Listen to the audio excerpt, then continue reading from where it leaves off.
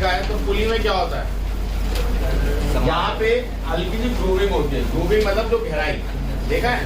मतलब अगर आपने पुली को देखा है, एक चक्का जैसा गोल सा होता है और उसके थोड़ा सा गैप होता है। मतलब कैसे समझाओ, ऐसा एक मिनट, किस तरीके से ये हल्का सा उठा रहेगा और ये थोड़ा गैप होगा इन दोनों के बीच, जिसमें यहाँ पे रस्सी पड़ सके। समझ में आ रहा नहीं आ रहा है? जब घूमेगा तो यहाँ गैप होगा, जब तो रस्सी उसके ऊपर घूमेगी। अगर आपने पूरा फ्लैट बना दिया, रस्सी ऊपर रखी, तो रस्सी तो यहाँ से भी गिर सकती है और यहाँ से भी गिर सकती है। तो टायर जैसे होते हैं, टायर देखें, रिम, टायर की रिम, अगर उसमें से आप टायर हटा दो तो जो रिम होता है वो कैसा होता है, गैप होता है, जिससे टायर फिट हो सके। वैसा ही ये भी होता है। कोई डाउट?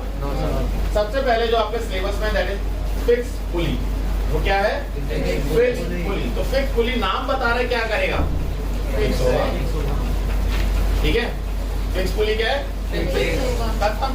तो कहाँ फिक्स होगा, शादी फिक्स होगी इसकी, सरफेस पे फिक्स होगा, कहीं पे फिक्स होगा। ठीक है, फिक्स पुली कहीं पे फिक्स है, किसी एक जगह पे फिक्स है।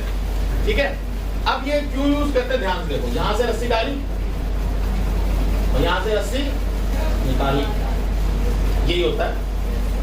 ठीक है, एक तरफ से रस्सी डालेंगे, दूसरी तरफ से रस्सी निकालेंगे, और कुछ काम धंधा ही नहीं है इसके पास, यही काम। ठीक है, इसका रोल क्या है अभी आपको खुद पता चल जाएगा। ठीक है, अब मान लो पुली आपने लगाया और जो आप अभी रस्सी ऐसे निकाल लेते, अब आप पुली के ऊपर से ला रहे हो। इतनी बात समझ नहीं? अब ध्यान से समझो, यहाँ पे कहीं पड़ा होगा आपका लोड। क्या पड़ा होगा, लोड। अब लोड क्या लगाता है, mg। समझ में? अब मैं आपसे सिंपल एक जवाब पूछ रहा हूँ। कभी घर पे जाना, सुई धागा ऐसे लटकाना, तोड़ लेना और ऐसे लटकाना, ठीक है, और देखना क्या ऑब्जर्व होता है। क्या ऑब्जर्व होगा बताओ? लहराता रहेगा, वो लहराता रहेगा बस बस।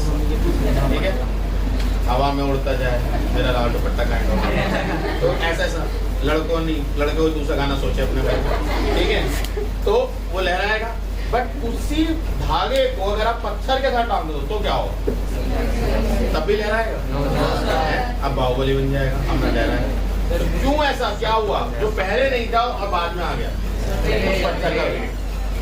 उस पत्थर का वेट पहले नहीं था, बाद में क्या आ गया, वेट। और उस वेट की वजह से उस धागे पे डेवलप हुई टेंशन, जो क्लास 9 में आप फर्स्ट चैप्टर में पढ़ते हो और क्लास 10 में भी पढ़ते हो, कि जब भी कोई चीज नीचे की तरफ आती है, डाउनवर्ड एक्ट करती है, उसकी वजह से धागे पे क्या बन जाती है, टेंशन। ठीक है, धागा पहले लहरा रहा था बिना टेंशन के, बाद में उसमें क्या आई, टेंशन। ओह माय गॉड, ये क्या आ गया हमारे साथ। ठीक है, तो लोड टंगा दिया तो अब बेचारे के पास टेंशन आ गई। अब देखो ये धागा यही है ना, ठीक है, तो मतलब बंदा कहीं भी चला जाए, टेंशन नहीं खत्म होने वाली। ठीक है, तो टेंशन, धागा यहाँ जा रहा है तो टेंशन यहाँ भी है। ठीक है, अब अगर मैं इस टेंशन को पकड़ूंगा नहीं तो ये लोड टेंशन के साथ मुझे लेके डूब जाएगा, तो हमें इसे पकड़ना है।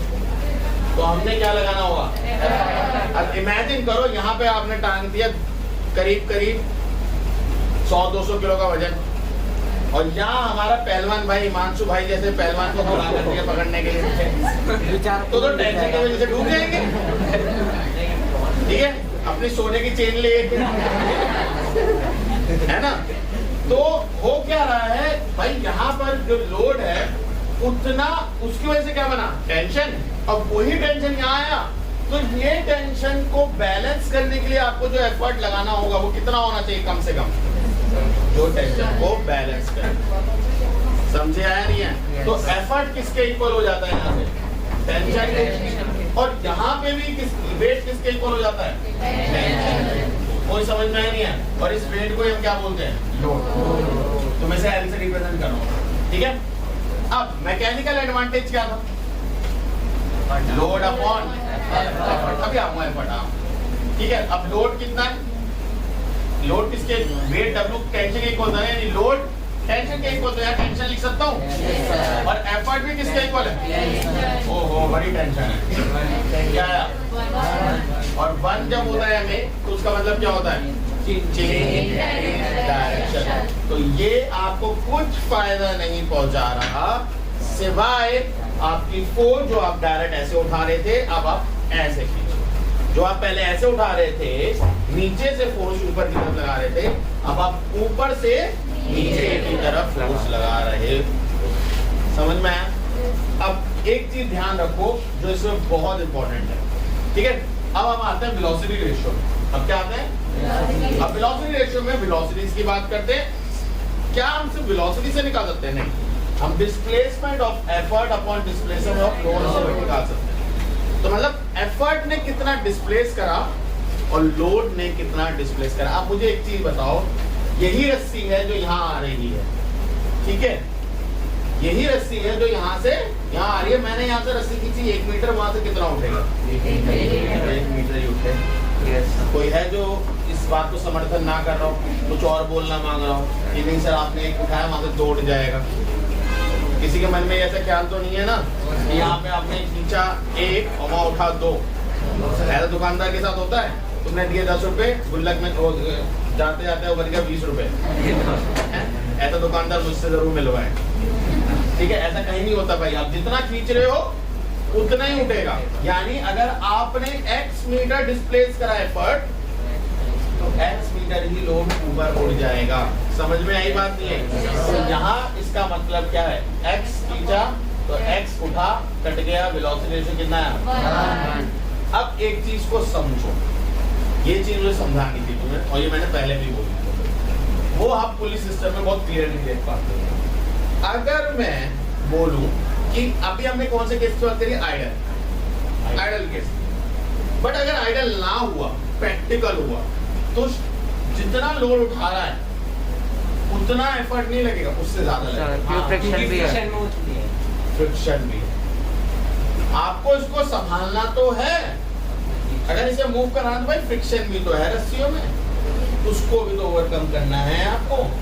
रस्सी का भी तो वजन होगा, उसको भी तो ओवरकम करना है आपको। तो ये सब चीजें कंसिडरेशन के बाहर होती हैं। तो आपका जो लोड और एफर्ट बराबर होते हैं, क्या एक्चुअल में हो पाएंगे? No sir. तो वहां पर आपका जो एफर्ट है वो थोड़ा सा ज्यादा हो जाता है। अभी जो बराबर था एफर्ट क्या हो जाता है? थोड़ा सा ज्यादा। तो डिनोमिनेटर बढ़ गया, न्यूमरेटर उतना ही है। तो फ्रैक्शन 1 से छोटा होगा बढ़ेगा?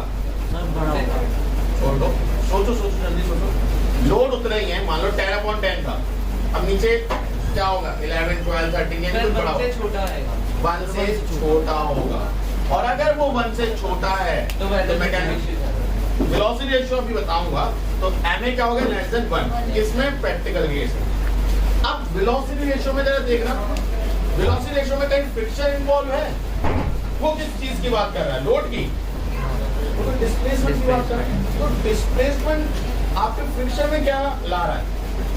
वो फ्रिक्शन से क्या इफेक्ट कर रहा है? अगर फ्रिक्शन होगा तो क्या 10 मीटर नहीं चलोगे? 10 मीटर चलना है, उसे तो उतना ही चलना है चाहे फ्रिक्शन हो या ना हो। यहाँ पे आपने x मीटर रस्सी खींची तो ये थोड़ी पता है फ्रिक्शन की वजह से 90 ही रह गई, 90 सेंटीमीटर ही उठ पाया। ये क्या बेहुदा आंसर है? अबे फ्रिक्शन रस्सी भी खाने लग गया? नहीं, ऐसा नहीं होता। समझ में आ रही है बात? नहीं आ रही है? ठीक है। तो आपने यहाँ से अगर 1 मीटर रस्सी उठाई तो वहां भी 1 मीटर उठेगी, चाहे फ्रिक्शन हो या ना हो। तो क्या चीज है जो प्रैक्टिकल में भी चेंज नहीं होती? That is velocity. समझ में आया? Yes, sir. नहीं आया? कोई डाउट है? No sir. अब इसके बाद हम सीखेंगे मूवेबल पुली, और फिर सीखेंगे उन दोनों का अरेंजमेंट, और फिर सीखेंगे ब्लॉक एंड टैकल। ठीक है? Yes sir.